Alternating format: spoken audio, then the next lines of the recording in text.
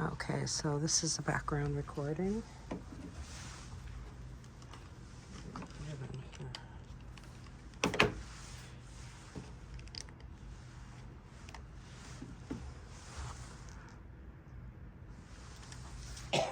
Okay, I just got it recording, so I have enough battery and stuff.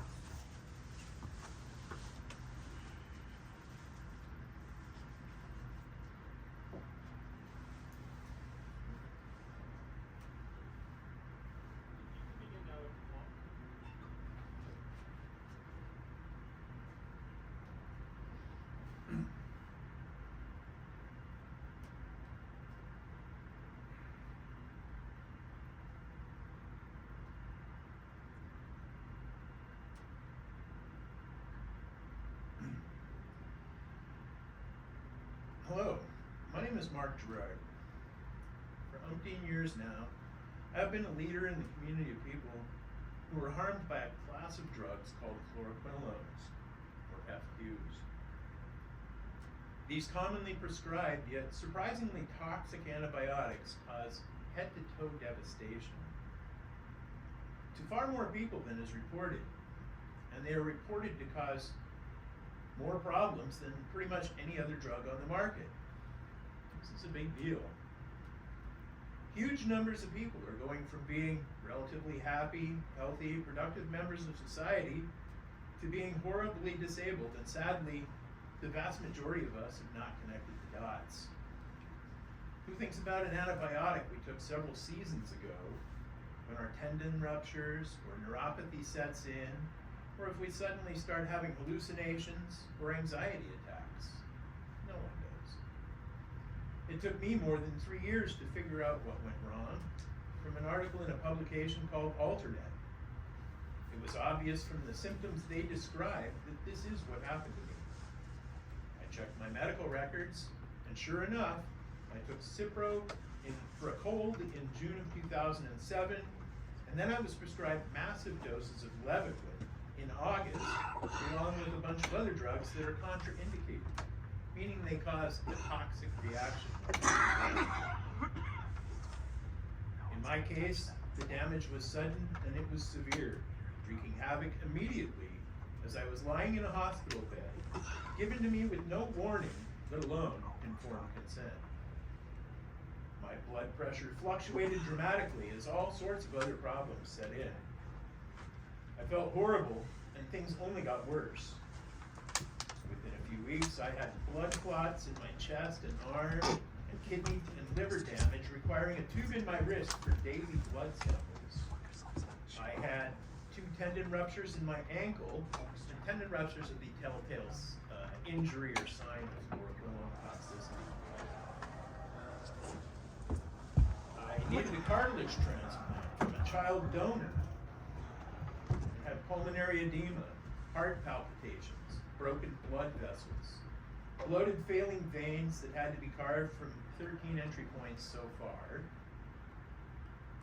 I had a hernia, a torn lumbar muscle, half a dozen bulging discs, loss of bladder control, chronic diarrhea, shakes of all sorts, head pressure, visual disturbances, hearing problems, tinnitus, crumbling teeth, hair loss, my nails all fell off, I had disgusting rashes, photosensitivity, joint pain, neuropathy, and hundreds of other physical ailments that all set in at once, and most of which still plague me to some extent many years later. Compared to the hellish mental anguish I endured, though, all that physical suffering was just a walk in the park. I couldn't think straight. I couldn't come anywhere close to processing all that was happening to me. I had intense brain fog. I couldn't read. I couldn't make sense of signs. I walked into women's rooms, or I turned on the wrong burner over and over again. I could not think of anything but suicide for several years. And I still think about suicide every day, but not every minute of every hour, so it has improved. My faith in the Lord has kept me alive. I will never be able to run a restaurant again, so this is what I do. I warn people about the dangers of these drugs, and I counsel and support people who have been harmed by them. I run run or help run many of the support groups on Facebook. There are quite a few of them. Fluoroquinolones are from a class of drugs normally used for chemotherapy. It's like we were given chemo every day for a while with no warning, with no support when we have an adverse reaction.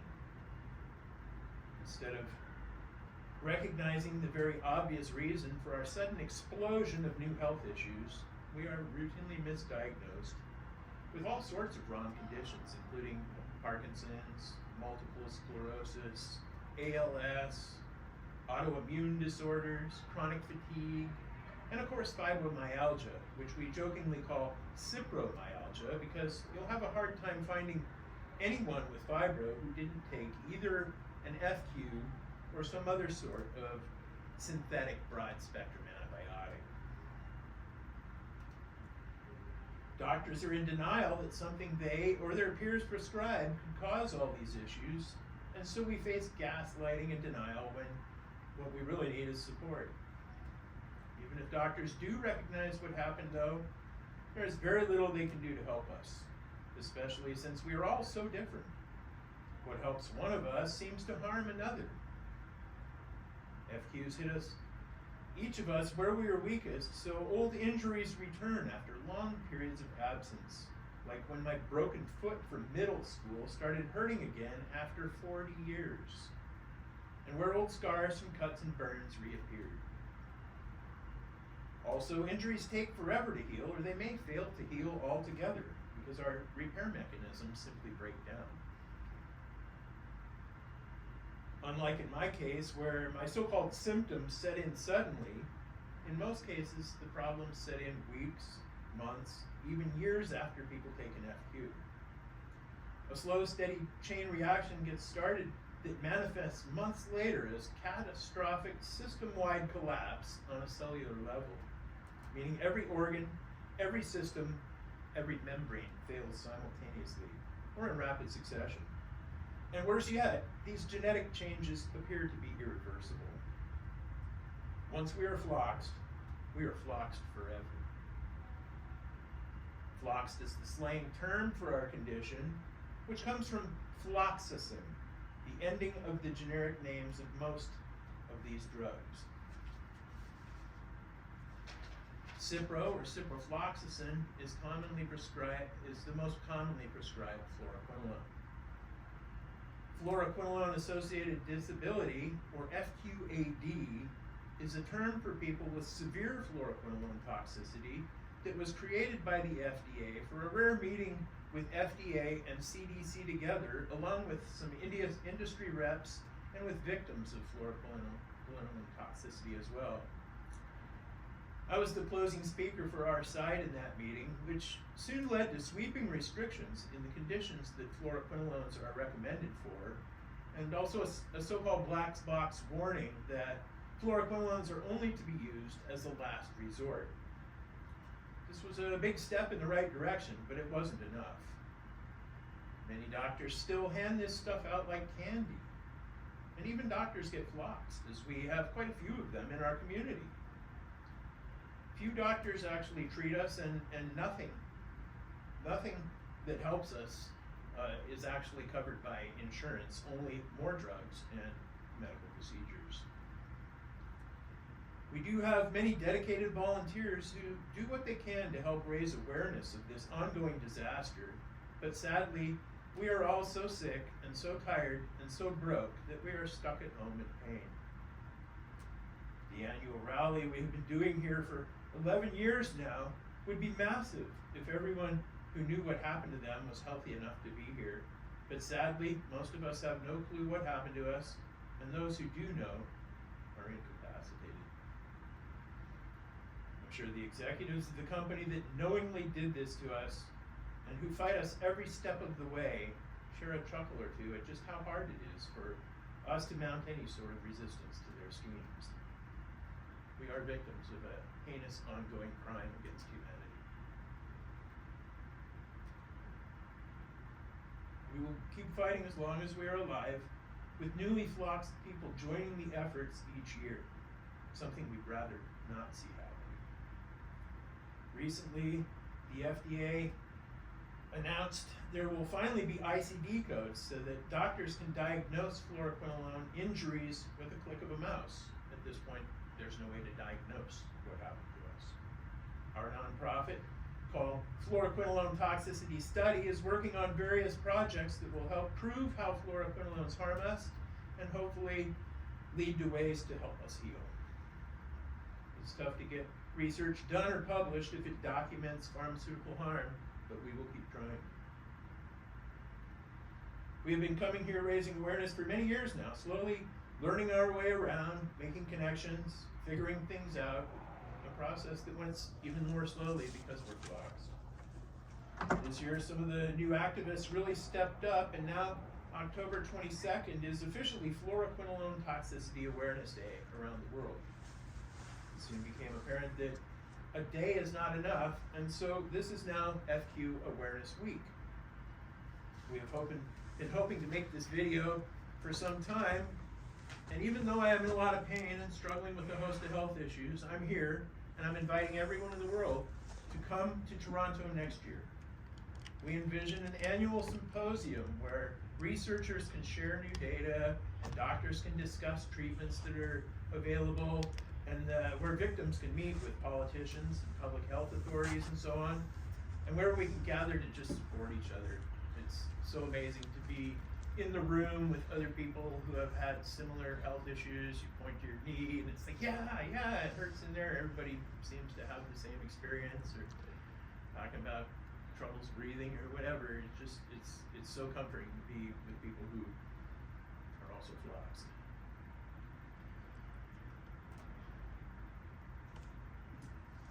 So ask to speak in the media rooms in your communities. Go do this wherever you are. It took us a while to figure out, but as soon as we thought, hey, can we go in there and speak? They were very supportive of us, and so here we are doing this. So please go see if you can do this and try and get in the news. We're starting to see waves of newscasts again after about a 4-year period where we weren't seeing much about pharmaceutical harm in the media. So we've crossed that threshold, and there's been some great newscasts recently. Try and get in the media where you're at. And finally, please report your adverse reactions to the proper authorities wherever you're at, the FDA, Health Canada, Europe, UK, whatever. There's systems there. Please make a point to get your case in the system. And that is about the end of where the written part of my speech comes to a conclusion, and now I'm just hitting the notes at the end, the things that didn't get in there. One of the things that need to be mentioned is that they have fluoroquinolones for pets, and your pet can't tell you what's going on, but so often my dog Delilah had Baytril or whatever it's called, and she lived ever afterwards. And they're in eye drops, so eye drops, eardrops. The FDA is so messed up. While we were in there speaking in one branch of the building about the harms of these, and one of the things is to not combine them with steroids. In another branch of the building, they were approving eye drops that combine fluoroquinolones and steroids in the same drops. So it's as if one hand doesn't know what the other foot is doing there, and so you got to be on your toes, and you can't just trust what the doctor told you. You have to look at the product literature. You have to look up on the internet. What are the adverse reactions to this drug? Are there support groups? Because if there are hundreds of support groups for people who have been harmed by a pharmaceutical product, you may want to consider asking for an alternate product. It's not that the fluoroquinolones are bad. I mean, there's debate in our community as to whether we should try and ban them or what. And to me, that's absurd. I mean, in my case, I believe the fluoroquinolone actually saved my life. What I was given it for was fleshy MRSA on my ankle from the ankle surgery, and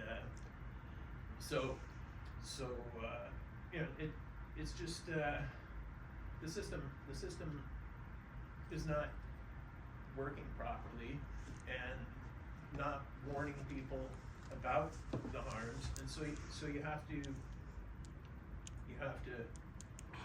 look into this yourself. For example, one of the things that's come up recently is that the monkeypox vaccines have a warning on them that if you have problems with Cipro, that you might not want to take this vaccine. So again, you just need to do your homework and look into the adverse reactions of any drug prescribed, and see if there might be an alternate. If there's a bunch of them, see if there's an alternate, because fluoroquinolones should have been reserved for, they're the big guns. They should have been reserved for the last case situations when nothing else worked, both because of the horrific harm they do to people, but then also because we've wasted our big gun antibiotics on trivial infections, or even just in case. It just is so horrifying to think that the people that got floxed for no reason whatsoever. These drugs need to be restricted to hospital use, is my opinion, and even then, only if other drugs have failed. That's about everything I can think of. Thanks for your time, and I'm gonna go sit down. Thank you.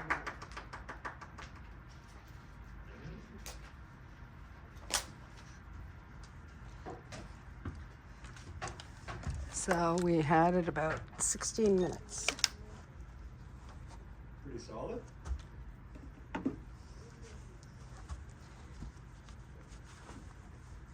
right. Pretty well. Yeah. You're getting a little shaky at the end. Was your throat bad, or you? And it's emotional. He lost his dog. Yeah. Not long ago. Well, you've got a piece that you can start pushing. That's good. I'm glad you